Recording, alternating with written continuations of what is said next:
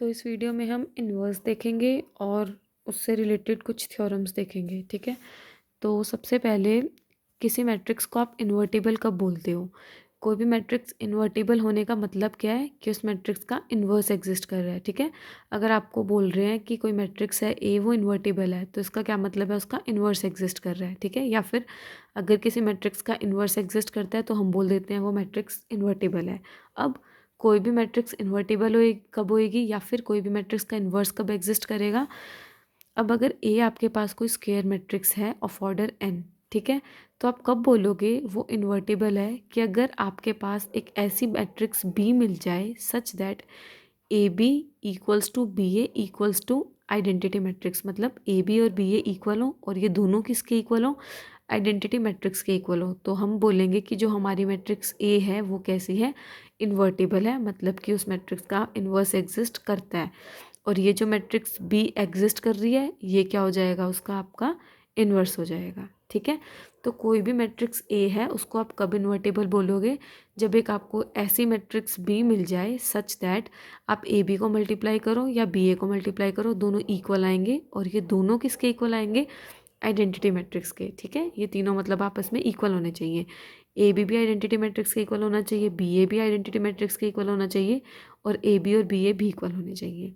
तो उस केस में आप बोल दोगे ए क्या है? इन्वर्टिबल है, और बी क्या हो जाएगा? उसका इन्वर्स हो जाएगा। ठीक है, और कोई भी मैट्रिक्स ए है उसके इन्वर्स को आप किससे डिनोट करते हो? ए इन्वर्स से डिनोट करते हो। यहाँ पे बी क्या था? ए का इन्वर्स था, तो बी की जगह हम ए इन्वर्स लिख सकते हैं ना, क्योंकि इन्वर्स को आप ए इन्वर्स से डिनोट करोगे ए के, और बी क्या था? ए का इन्वर्स था, तो बी की जगह आपने क्या रख दिया? A inverse. तो ये जो इक्वेशन थी ये क्या बन गई? A into A inverse equals to A inverse into A equals to identity matrix. इसका क्या मतलब है? किसी भी मैट्रिक्स को उसके इन्वर्स से मल्टीप्लाई करोगे या फिर ए इन्वर्स को ए से मल्टीप्लाई करोगे, वो हमेशा क्या होगा? आपका आइडेंटिटी मैट्रिक्स के इक्वल होगा। देन आपके पास ये दो नोट्स हैं कि अगर ए इन्वर्स का इन्वर्स करोगे वो हमेशा ए आएगा, और दूसरा क्या है कि जो रेक्टेंगुलर मैट्रिक्स होती है उसका हम नहीं कह सकते कि इन्वर्स एग्जिस्ट करेगा। क्यों? क्योंकि देखो रेक्टेंगुलर मैट्रिक्स में अगर ए भी डिफाइन है तो बी ए तो ज़रूरी है ही नहीं डिफाइन होगा। ठीक है, अब अगर बी ए डिफाइन नहीं है तो बी ए तो आप निकाल ही नहीं सकते हो, इक्वल होना तो बहुत दूर की बात है, बी ए आपका निकलेगा भी नहीं कुछ केसेस में, है ना। अब अगर ए बी भी डिफाइन है, बी ए भी डिफाइन है, तो बहुत बार ऐसे होता है कि दोनों का ऑर्डर अलग होता है। अब अगर ऑर्डर अलग है तो भी ये दोनों इक्वल नहीं होंगे। तो इन जनरल हम कभी भी रेक्टेंगुलर मैट्रिक्स का इन्वर्स नहीं निकालते हैं, हम सिर्फ और सिर्फ स्क्वायर मैट्रिक्स का इन्वर्स निकालते हैं। तो फर्स्ट कंडीशन तो यही होगी कि कम से कम मैट्रिक्स स्क्वायर तो हो। ठीक है, आगे फिर एक मैट्रिक्स बी भी ऐसी मिलनी चाहिए। देन आपके पास थ्योरम आती है, the necessary and sufficient condition for a square matrix A to be invertible is that A is non singular. अब नेसेसरी एंड सफिशिएंट कंडीशन का क्या मतलब है? नेसेसरी कंडीशन का मतलब है कि अगर ए इन्वर्टिबल है तो ए नॉन सिंगुलर होगा। ठीक है, और सफिशिएंट कंडीशन का क्या मतलब है? इसका जस्ट उल्टा, कि अगर ए नॉन सिंगुलर है तो ए इन्वर्टिबल होगा। ठीक है, तो सबसे पहले हम कंडीशन इज नेसेसरी ये शो करते हैं, मतलब कि अगर ए इन्वर्टिबल गिवन है तो आपको क्या शो करना होगा कि ए क्या होगा? नॉन सिंगुलर होगा, मतलब कि determinant of a non zero होगा। ठीक है, तो लो आपने ए कोई एक मैट्रिक्स इन्वर्टिबल ली, अब आपको क्या शो करना है? ए क्या है? Non singular. Non singular matrices कौन सी होती है? जिनका डिटर्मिनेंट क्या होता है? Non zero. ठीक है, अब क्योंकि ए इन्वर्टिबल है तो इन्वर्टिबिलिटी की डेफिनेशन लगा दो। इसका क्या मतलब है? कि एक मैट्रिक्स बी मिलेगी such that A B equals to B A equals to I N. ठीक है, अब ए इन्वर्टिबल दी हुई थी तो इसका मतलब एक मैट्रिक्स हमें बी मिल जाएगी such that A B equals to B A equals to I N. अब हम क्या करेंगे? डिटर्मिनेंट ले देंगे। ठीक है, तो determinant of A B equals to determinant of B A equals to determinant of I N. अब आपको पता है डिटर्मिनेंट ऑफ ए बी क्या होता है? Determinant of A into determinant of B, और साथ ही जो आई आइडेंटिटी मैट्रिक्स का डिटर्मिनेंट होता है वो हमेशा वन होता है। तो डिटर्मिनेंट ऑफ ए बी को कैसे लिख दिया? Determinant of A into determinant of B. और डिटर्मिनेंट ऑफ बी ए को कैसे लिखा? Determinant of B into determinant of A. और आइडेंटिटी मैट्रिक्स के डिटर्मिनेंट को हमने लिख दिया वन। ठीक है, तो यहाँ से क्या आ जाएगा आपके पास? Determinant of A into determinant of B equals to one. अब देखो इनका प्रोडक्ट क्या है? वन है, मतलब कि ए का डिटर्मिनेंट भी नॉन ज़ीरो आएगा और बी का डिटर्मिनेंट भी नॉन ज़ीरो आएगा। क्यों? क्योंकि अगर ए या बी का डिटर्मिनेंट कोई भी ज़ीरो होता तो उसका जो मल्टीप्लाई होता वो भी ज़ीरो होता, है ना। देखो यहाँ पे क्या दिया हुआ है आपको, determinant of A into determinant of B equals to 1। तो यहाँ से हमें पता लगता है कि जो ए का डिटर्मिनेंट है वो भी नॉन ज़ीरो होगा और बी का डिटर्मिनेंट है वो भी नॉन ज़ीरो होगा। क्यों? क्योंकि अगर इनमें से कोई भी एक ज़ीरो हुआ, जब आप उनको मल्टीप्लाई करोगे तो ज़ीरो ही मिलेगा। बट यहाँ पे आपको नॉन ज़ीरो नंबर मिल रहा है ना, तो मतलब कि ये भी नॉन ज़ीरो है, ये भी नॉन ज़ीरो है, ठीक है। अब determinant of a non zero है, तो इसका मतलब क्या हो जाएगा, ए कैसी हो जाएगी, नॉन सिंगुलर। यही आपको प्रूफ करना था कि अगर ए आपको इन्वर्टिबल दी हुई है तो ए कैसी हो जाएगी, नॉन सिंगुलर हो जाएगी। अब आप शो करोगे कंडीशन इज सफिशिएंट, मतलब कि इसका उल्टा, कि अगर ए नॉन सिंगुलर है तो ए इन्वर्टिबल हो जाएगी, ठीक है। तो ए आपको नॉन सिंगुलर दी हुई है, we have to prove that, हमें क्या प्रूव करना होगा कि ए इन्वर्टिबल है, ठीक है। अब ए कैसी है, स्क्वायर मैट्रिक्स है, तो फर्स्ट थ्योरम का यूज़ करो। फर्स्ट थ्योरम क्या थी, A into adjoint A equals to adjoint A into A equals to determinant of A into I N, ठीक है। ये देखो, ये है ना आपके पास A into adjoint A equals to adjoint A into A equals to determinant of A I N. अब क्या करो, यहाँ पे 1 डिटर्मिनेंट ए से डिवाइड कर दो, यहाँ पे ये हो जाएगा।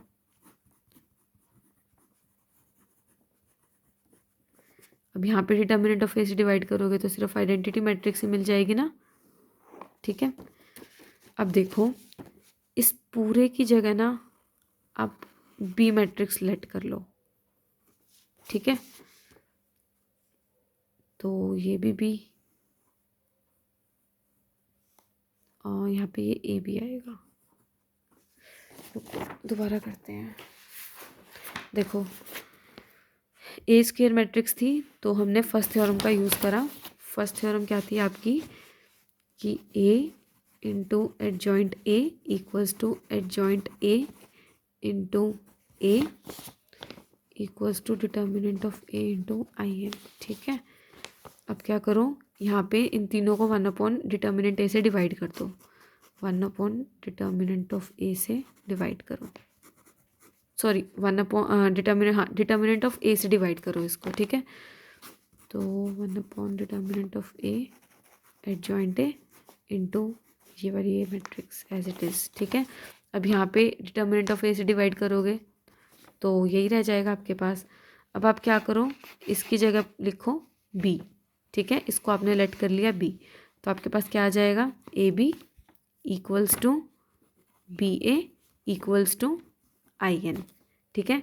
अब देखो, ए के लिए आपको एक ऐसी मैट्रिक्स मिलेगी B such that A B equals to B A equals to I N, then this implies A is invertible, ठीक है। ए क्या है, इन्वर्टिबल है, जहाँ पे बी क्या हो जाएगा, इसका इन्वर्स हो जाएगा, और बी क्या था आपका, ये था, ठीक है।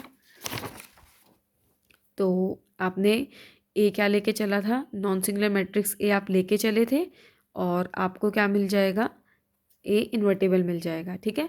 तो अब देखो, नॉन सिंगुलर का यहाँ पे यूज़ क्या हुआ, नॉन सिंगुलर का यहाँ पे ये यूज़ हुआ, आप यहाँ पे डिटर्मिनेंट ऑफ ए से डिवाइड तभी कर सकते थे अगर वो नॉन ज़ीरो था। आपको ये हमेशा ध्यान रखना है कि आप किसी भी नंबर से डिवाइड तभी कर सकते हो अगर वो नॉन ज़ीरो हो, ठीक है।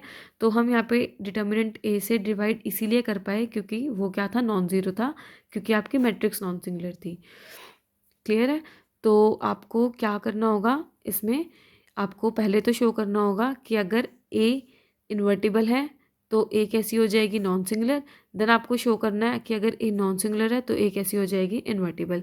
तो ए अगर इन्वर्टिबल है, पहले हम शो कर रहे हैं कि ये नॉन सिंगुलर होगी।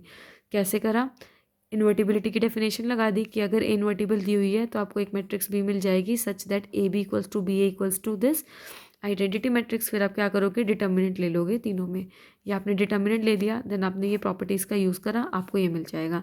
अब दो नंबर्स का प्रोडक्ट क्या है, नॉन ज़ीरो है, ठीक है। मतलब कि वो दोनों नंबर्स भी नॉन ज़ीरो होंगे, मतलब कि डिटर्मिनेंट ऑफ ए भी नॉन ज़ीरो होगा, डिटर्मिनेंट ऑफ बी भी नॉन ज़ीरो होगा।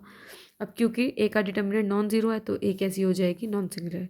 अब आपको क्या शो करना है कि ए अगर नॉन सिंगुलर दी हुई है तो आपको शो करना होगा ए इन्वर्टिबल है। तो देखो ए अगर स्क्वायर मैट्रिक्स होती है तो बाय फर्स्ट थ्योरम ये आ जाएगा। अब क्योंकि डिटर्मिनेंट ऑफ ए क्या है, नॉन ज़ीरो है, तो आप इससे डिवाइड कर सकते हो, ठीक है। इसको भी डिटर्मिनेंट ऑफ ए से डिवाइड कर दिया, इसको भी और इसको भी, तो आपको ये मिल जाएगा। फिर आपने इस पूरी मैट्रिक्स को क्या ले लिया, बी ले लिया, तो आपको क्या मिल जाएगा, A B equals to B A equals to I N. मतलब कि आपको एक ऐसी मैट्रिक्स बी मिल गई such that A B equals to B A equals to I N, then this implies A is invertible, जहाँ पे जो बी है मतलब कि जो ये मैट्रिक्स है वो क्या आ जाएगा, ए का इन्वर्स हो जाएगा, ठीक है। तो ए अगर इन्वर्टिबल है तो ए नॉन सिंगुलर है, ए नॉन सिंगुलर है तो ए इन्वर्टिबल है, तभी हमने ये साइन यूज़ करा है। Next theorem, inverse of every square matrix if it exist is unique. ये क्या कहते हैं कि इन्वर्स होता है जो किसी भी स्क्वायर मैट्रिक्स का, वो कैसा होता है, अगर एग्जिस्ट करता है तो वो यूनिक होता है। मतलब कि किसी भी मैट्रिक्स का सिर्फ और सिर्फ एक ही इन्वर्स होगा, एक से ज़्यादा नहीं। अब देखो ए आप क्या करो, कोई भी स्क्वायर मैट्रिक्स लेट कर लो। अब आपने लेट कर लिया बी और सी दो इन्वर्स हैं, ठीक है। आपको पर शो क्या करना है कि एक ही इन्वर्स है, तो आपको क्या शो करना होगा, बी और सी इक्वल है, ठीक है। हम क्या लेके चल रहे हैं, हम दो इन्वर्स लेके चल रहे हैं ए के, बाद में हम शो क्या कर देंगे कि ये दोनों इक्वल हैं। अब क्योंकि बी क्या है, ए का इन्वर्स है, तो by definition A B equals to B A equals to I n. ऐसे ही अगर सी इन्वर्स है ए का तो A C equals to C A equals to I n. ये वाली डेफिनेशन यूज़ कर ली ना कि जब बी इन्वर्स होता है ए का तो A B equals to B A equals to I N होता है, ठीक है। तो यहाँ से आपके पास ये आ जाएगा। अब देखो ए और बी क्या है, स्क्वायर मैट्रिसेस हैं, ठीक है। अब आपने ये भी देखा था कि अगर ए आपके पास स्क्वायर मैट्रिक्स है एन ऑर्डर की, तो जो बी का ऑर्डर है वो भी क्या होना चाहिए, एन ही होना चाहिए, तभी वो उसका इन्वर्स होएगा, ठीक है।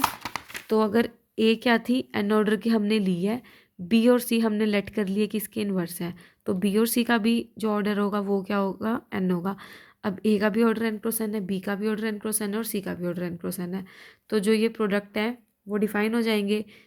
तो जो आपको ये जो प्रोडक्ट है सी ए बी, वो क्या हो जाएगा, डिफाइन हो जाएगा। तो आपने क्या करा, सी को किससे मल्टीप्लाई करा, ए बी से, मतलब यहाँ पे जस्ट हमने ब्रैकेट डाल लिया है। अब ए बी किसके इक्वल है, आइडेंटिटी मैट्रिक्स के, तो ए बी की जगह आपने लिख दिया आइडेंटिटी मैट्रिक्स। अब आपको ये हमेशा ध्यान रखना है कि किसी भी मैट्रिक्स को अगर आप आइडेंटिटी मैट्रिक्स से मल्टीप्लाई करोगे तो आपको हमेशा वही मैट्रिक्स मिल जाएगी, ठीक है। ए कोई अगर आपके पास मैट्रिक्स है, उसको आइडेंटिटी मैट्रिक्स से मल्टीप्लाई कर रहे हो तो वापस से वही मैट्रिक्स मिल जाएगी। और किसी भी मैट्रिक्स को उसके इन्वर्स से मल्टीप्लाई कर रहे हो तो आइडेंटिटी मैट्रिक्स मिल जाएगी। इन दोनों को याद रखना है। अब सी को आइडेंटिटी मैट्रिक्स से मल्टीप्लाई करोगे तो सी मिल जाएगा। अब सी ए बी को आप ऐसे भी लिख सकते हो कि पहले सी ए को मल्टीप्लाई कर रहे हो फिर बी को मल्टीप्लाई कर रहे हो, सी ए किसके इक्वल है, आइडेंटिटी मैट्रिक्स के, तो ये क्या हो जाएगा, आइडेंटिटी मैट्रिक्स इंटू बी। अब बी को जब आइडेंटिटी मैट्रिक्स से मल्टीप्लाई करोगे वापस से बी ही मिलेगा। सी ए बी सी के इक्वल है, सी ए बी के भी इक्वल है, तो सी और बी आपस में इक्वल आ जाएंगे। यही आपको प्रूफ करना था कि जो इन्वर्स है हमेशा यूनिक होगा, मतलब एक ही इन्वर्स एग्जिस्ट करेगा। Then third theorem, if A and B be two non-singular matrices of the same order, A और B कैसे हैं, नॉन सिंगुलर, मतलब ए और बी का डिटर्मिनेंट क्या है, नॉन जीरो, तो आपको क्या शो करना है, A B inverse equals to B inverse A inverse. उल्टा हो जाएगा, मतलब पहले बी का इनवर्स होगा फिर ए का इनवर्स होगा। अब क्योंकि ए और बी कैसे हैं, नॉन सिंगुलर है, तो ए का भी डिटर्मिनेंट नॉन जीरो होगा और बी का भी डिटर्मिनेंट नॉन जीरो होगा, ठीक है। अब प्रॉपर्टी को यूज़ करो, डिटर्मिनेंट ऑफ ए बी क्या होता है, determinant of A into determinant of B. A का भी डिटर्मिनेंट नॉन ज़ीरो है और बी का भी, तो जो इनका मल्टीप्लाई करोगे वो भी क्या आ जाएगा, नॉन ज़ीरो आ जाएगा, ठीक है। दो नंबर्स अगर हमारे नॉन ज़ीरो हैं तो उनको मल्टीप्लाई करोगे तो वो भी तो नॉन ज़ीरो ही आएगा ना, तो जब इनको मल्टीप्लाई करोगे तो ये भी एक नॉन ज़ीरो क्वांटिटी आएगी, तो डिटर्मिनेंट ऑफ ए बी क्या आ जाएगा, नॉन ज़ीरो आ जाएगा। इसका मतलब ए बी क्या है, नॉन सिंगुलर है, ठीक है। किसी मैट्रिक्स का अगर डिटर्मिनेंट नॉन ज़ीरो आता है तो मैट्रिक्स कैसी हो जाती है, नॉन सिंगुलर, ए बी क्या होगी, नॉन सिंगुलर। अब हमने पीछे पढ़ा था कि अगर मैट्रिक्स इन्वर्टिबल है तो मैट्रिक्स नॉन सिंगुलर हो जाएगी, और अगर नॉन सिंगुलर है तो इन्वर्टिबल हो जाएगी। अब ए बी कैसी आ गई, नॉन सिंगुलर हो जाएगी, तो हेंस ए बी क्या हो जाएगी, इन्वर्टिबल हो जाएगी। अब क्योंकि ए बी इन्वर्टिबल हो जाएगी इसलिए ए बी का इन्वर्स एग्जिस्ट कर जाएगा, ठीक है। तो आपको ये शो करने के लिए सबसे पहले तो आपको यही शो करना पड़ा कि ए बी का इन्वर्स एग्जिस्ट करता है, ठीक है। अब एग्जिस्ट करता है ये तो हमने शो कर दिया, अब शो करेंगे कि वो ये होगा। तो आपने क्या करा, पहले ए बी को मल्टीप्लाई करा इससे, ठीक है। जस्ट यहाँ पे एसोसिएटिव प्रॉपर्टी लगानी है, ब्रैकेट्स आगे पीछे करनी है और कुछ नहीं करना। ए बी को आप मल्टीप्लाई कर रहे हो किससे, बी इनवर्स ए इनवर्स से, ठीक है। तो आपने इसको कैसे लिख दिया, ऐसे। आपको पता है ना मल्टीप्लिकेशन में आप ब्रैकेट्स को आगे पीछे कर सकते हो, रिजल्ट सेम ही रहता है। अब बी इंटू बी इनवर्स क्या हो जाएगा, किसी भी मैट्रिक्स को उसके इनवर्स से मल्टीप्लाई करते हो, आइडेंटिटी मैट्रिक्स आती है, ठीक है। अब इसको सेम एक ब्रैकेट में डाल दो। अब किसी भी मैट्रिक्स को आइडेंटिटी मैट्रिक्स से करते हो तो वापस से वही मैट्रिक्स मिल जाती है। तो ये क्या हो जाएगा, ए इंटू ए इनवर्स, ये क्या हो जाएगा, आइडेंटिटी मैट्रिक्स, ठीक है। ऐसे ही अब आप क्या करोगे, बी इनवर्स ए इनवर्स को मल्टीप्लाई करोगे किससे, ए बी से, ठीक है। तो इसको आपने साथ में लिख लिया। अब ए इनवर्स इंटू ए क्या हो जाएगा, आइडेंटिटी मैट्रिक्स। अब किसी भी मैट्रिक्स को उसके इनवर्स से मल्टीप्लाई, किसी भी मैट्रिक्स को आइडेंटिटी मैट्रिक्स से मल्टीप्लाई करोगे वापस से वही मैट्रिक्स मिल जाती है। अब ये क्या आ जाएगा, आइडेंटिटी मैट्रिक्स, ठीक है। तो हमें ये मिल गया, A B into B inverse A inverse equals to B inverse A inverse into A B equals to identity matrix, ठीक है। आपके पास ये आ जाएगा। अब क्या करो, बी इनवर्स ए इनवर्स को एक मैट्रिक्स लेट कर लो सी, ठीक है। तो आपको क्या मिल जाएगा, A B into C equals to C into A B equals to identity matrix, ठीक है। बी इनवर्स ए इनवर्स को आपने लेट कर लिया सी, तो क्या मिल जाएगा, A B into C equals to C into A B equals to identity matrix, ठीक है। अब देखो ए बी मैट्रिक्स के लिए एक ऐसी मैट्रिक्स सी मिल गई such that A B into C equals to C into A B equals to identity matrix, मतलब कि जो ए बी है वो क्या है, इन्वर्टिबल, जहाँ पे जो ये बी इनवर्स ए इनवर्स है वो क्या है, इस मैट्रिक्स का इनवर्स, ठीक है।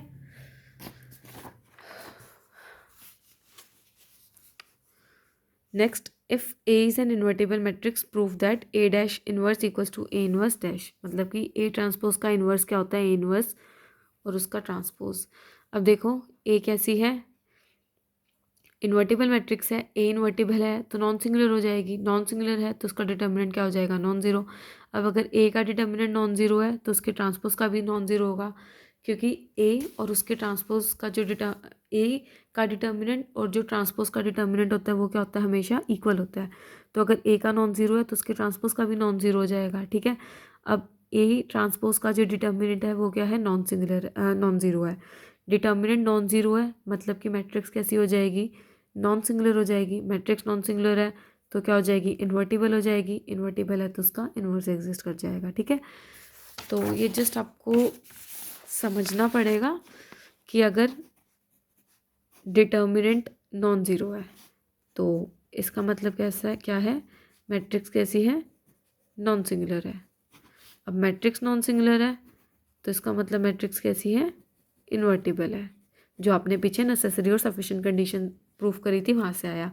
मैट्रिक्स इन्वर्टिबल है मतलब कि उसका जो इन्वर्स है वो एग्जिस्ट करता है।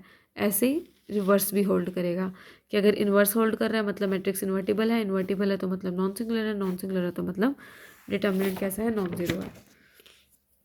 तो मैट्रिक्स इन्वर्टिबल दी हुई थी, कैसी हो जाएगी, नॉन सिंगुलर, नॉन सिंगुलर हो जाएगी तो डिटर्मिनेंट क्या जाएगा, नॉन ज़ीरो। अब ए का डिटर्मिनेंट नॉन ज़ीरो है तो उसके ट्रांसपोज का भी डिटर्मिनेंट नॉन ज़ीरो हो जाएगा। तो मतलब कि जो ए ट्रांसपोज है वो भी कैसी आ जाएगी, नॉन सिंगुलर हो जाएगी, इन्वर्टिबल हो जाएगी, मतलब कि उसका ट्रांसपोज का इन्वर्स एग्जिस्ट कर जाएगा, ठीक है। तो अब देखो आपको पता है A into A inverse equals to A inverse into A क्या होता है, आइडेंटिटी मैट्रिक्स होती है यहाँ से, ठीक है। फिर आपने क्या करा, ट्रांसपोज ले लिया इस पूरी इक्वेशन में, ए इंटू ए इनवर्स का transpose equals to A inverse into A का transpose equals to identity matrix का ट्रांसपोज। अब आपको पता है ए बी का ट्रांसपोज किसके इक्वल होता है, B transpose into A transpose. A B transpose किसके इक्वल होता है, बी ट्रांसपोज ए ट्रांसपोज। पहले पीछे वाली मैट्रिक्स का ट्रांसपोज फिर आगे वाली मैट्रिक्स का ट्रांसपोज। तो ये क्या हो जाएगा, ए इनवर्स का transpose into A transpose equals to A transpose into A inverse transpose. और आइडेंटिटी मैट्रिक्स का ट्रांसपोज क्या होता है, आइडेंटिटी मैट्रिक्स ही होता है, ठीक है। अब क्या करो आप, ए इनवर्स ट्रांसपोज को बी लेट कर लो, ठीक है। ए इनवर्स ट्रांसपोज को लेट कर लो आप मैट्रिक्स बी, तो क्या आ जाएगा, B A transpose equals to A transpose B equals to identity matrix. मतलब कि ए ट्रांसपोज के लिए आपको एक ऐसी मैट्रिक्स बी मिल गई such that B A transpose equals to A transpose B equals to identity matrix. By definition A क्या हो जाएगी, इन्वर्टिबल हो जाएगी, जहाँ पे जो बी क्या है वो उसका इन्वर्स हो जाएगा, और बी क्या था, ये था, ठीक है। तो ए डैश का जो इन्वर्स है वो क्या आ जाएगा, ए डैश का इन्वर्स क्या आ जाएगा आपके पास, ए इन्वर्स डैश, ठीक है। एक बार पढ़ के देखना, आसान है, समझ आ जाएगा। जस्ट जैसे कि आपको इस टाइप से मिलता है ना, आपको इस मैट्रिक्स को, एक मैट्रिक्स को क्या लेट कर लेना होता है, बी लेट कर लेना होता है, जिससे आप ये चीज़ शो कर सको A B equals to B equals to I N, ठीक है। तो वहाँ से जो मैट्रिक्स है आपकी इन्वर्टिबल हो जाती है और आपको इन्वर्स भी मिल जाता है। नेक्स्ट थ्योरम देखो, अगर ए आपकी नॉन सिंगुलर है then determinant of A inverse equals to determinant of A inverse. अब क्योंकि ए क्या है, नॉन सिंगुलर, तो ए का डिटर्मिनेंट कैसा क्या हो जाएगा, नॉन जीरो हो जाएगा। डिटर्मिनेंट नॉन जीरो है, मैट्रिक्स का इन्वर्स एग्जिस्ट करेगा। किसी भी मैट्रिक्स को उसके इन्वर्स से मल्टीप्लाई करते हो आपको आइडेंटिटी मैट्रिक्स मिलती है। दोनों तरफ डिटर्मिनेंट लो, यहाँ पे प्रॉपर्टी लगा दो, determinant of A B equals to determinant of A into determinant of B, तो ये अलग अलग हो जाएगा। डिटर्मिनेंट वन का क्या होता है, डिटर्मिनेंट वन होता है, तो ए इनवर्स का डिटर्मिनेंट क्या हो जाएगा, वन अपॉन ये नीचे आ जाएगा, ठीक है। तो ये क्या आ जाएगा, डिटर्मिनेंट ऑफ ए इनवर्स। ये आपको प्रूव करना था। हाँ, ये आप पढ़ के देखना थ्योरम्स अच्छे से, किसी स्टेप में डाउट है तो पूछ लेना। वैसे यहाँ से थ्योरम्स आने के बहुत ही कम चांसेस हैं, कंपलसरी में पूछ भी सकते हैं, बट 7.5 नंबर के क्वेश्चन में ये थ्योरम नहीं आएंगी, उसमें तो क्वेश्चंस ही आएंगे, क्योंकि क्वेश्चंस आपके काफ़ी लेंथी हैं। तो थ्योरम्स के रिजल्ट तो याद होने ही चाहिए, प्रूफ कर सको तो कर लेना, ठीक है। 4 नंबर में प्रूफ पूछ सकते हैं कंपलसरी में, अदरवाइज़ 7.5 मार्क्स के क्वेश्चन के लिए तो आपको थ्योरम करने की ज़रूरत नहीं है, उसमें नहीं आएगी, उसमें क्वेश्चंस ही आएंगे, बट कंपलसरी में आ सकती है। तो नेक्स्ट वीडियो में हम एग्जाम्पल स्टार्ट करेंगे।